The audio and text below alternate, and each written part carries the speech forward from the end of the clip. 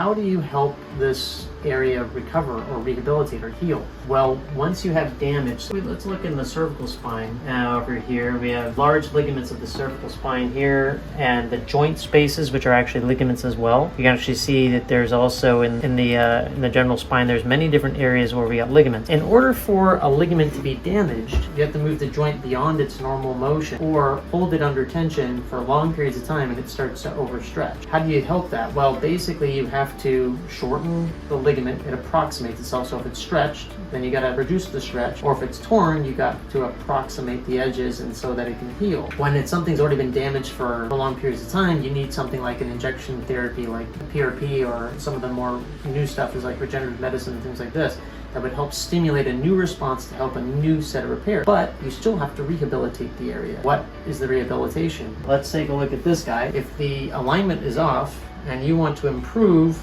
this position, this motion, you're going to have to help align it, stimulate the muscles that contract and govern the movement. So for something like a ligament that would go from here to here, or a ligament of the joint, can approximate again and start to heal and repair and stay in good repair for more long periods of time. So there's a difference between rehabilitation and simply pain relief. You can relieve the pain of somebody who's experiencing muscle over fatigue or inflammation in and around a joint or a ligament for a time being by just simply adjusting and giving pain pills and things like this.